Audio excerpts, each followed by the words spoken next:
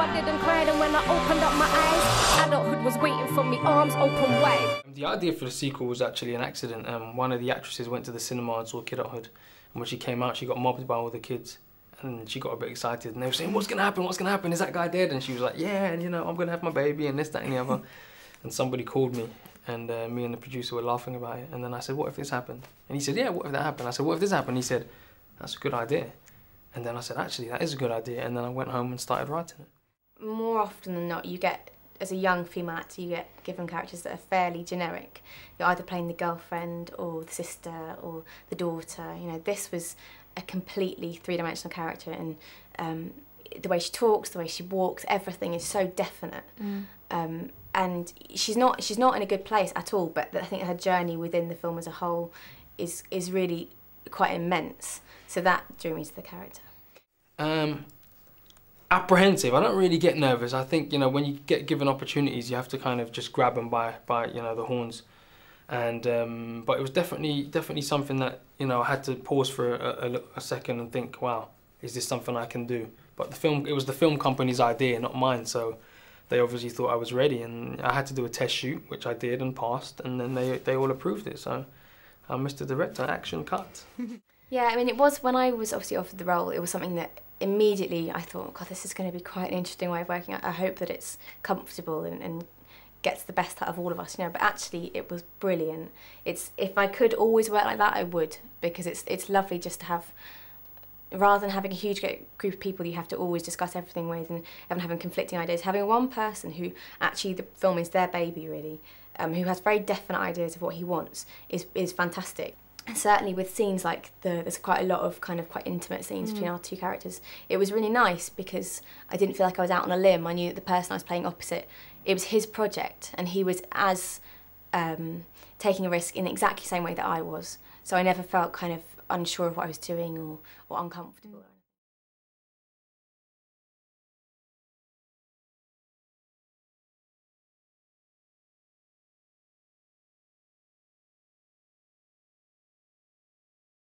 Well, Room is it's a very unusual film in that it takes place, half the film takes place in this small room. It's about a mother and a son, a mother who has been captured by somebody, kept in this room, and has had a little boy while she's there, and it's about their lives there together. What's really unusual about it is that it's told from the point of view of the little boy, for whom this is actually a place that feels comfortable to him and where he feels safe.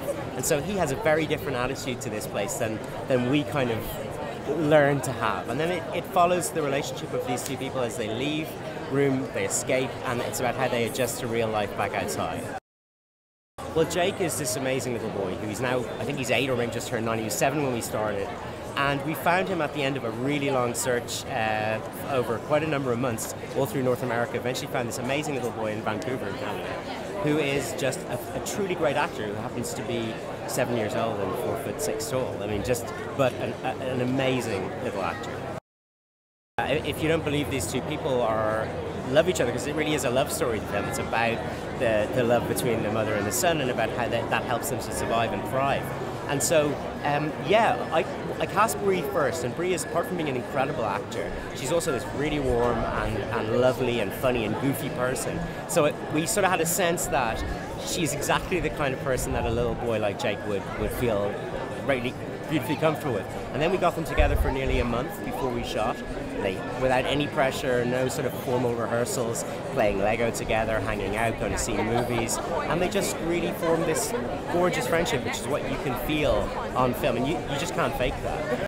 It's a film based on East London gangland culture, and the way that the youth has been affected by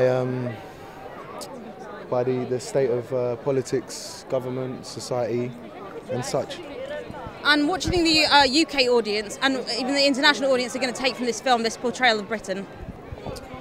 Well, I hope it can make people think. I hope it can. Hope it serves to be, you know, a couple of hours of rhetorical questions. I don't think we necessarily provide the answers to the social questions that we're talking about, but I hope we can at least pose the questions and make the middle and upper classes think about why people feel so disillusioned, and why people don't feel a part of society, why people feel so separate and I hope it can make the younger generation think about why they feel like it as well, you know? I hope. Maybe I'm conceptualizing it too much, but I really hope that that we can make a difference, however small. And tell us a bit about working with Ben and how you got involved in the film. Well, me and Ben have been friends for about 2 decades, 15 years or something. So he wrote the part for me, you know, from the beginning, from its inception. He would always say to me that I've got to get into acting and I should do it, and I was never fussed to do it. You know, we made music together for many years. I used to paint, and yeah, this is just the next step in a creative journey. And you know, Ben's belief in me is why I'm here. You know.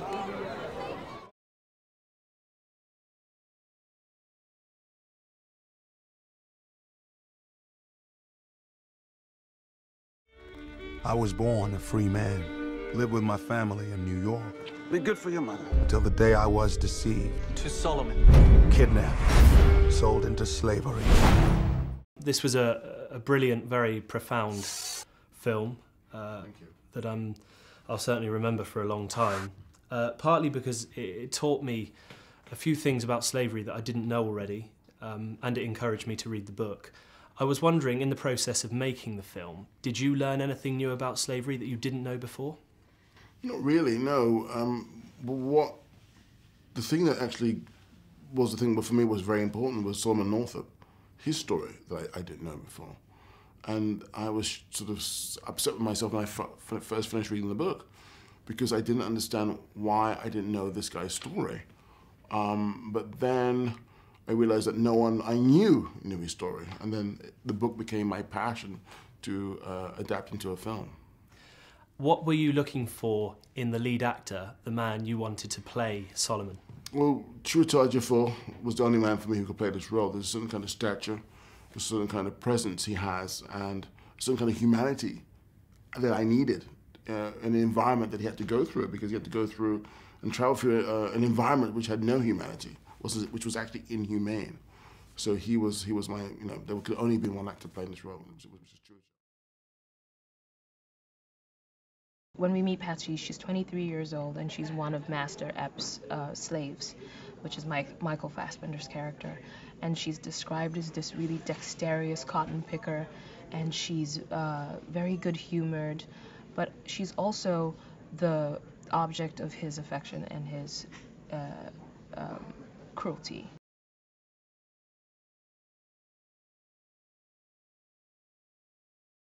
He's very open as a director, and he lets you run with it, you know. He gives you the room to figure it out on your own, and then helps you, you know, steers you if you need it. But yeah, I like that about him.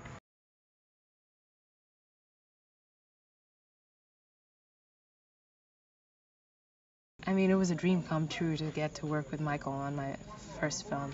He's a real sweetheart, but he brings it. He brings it, and you feel it. What you see, what gets captured on camera is what is actually happening in the scene.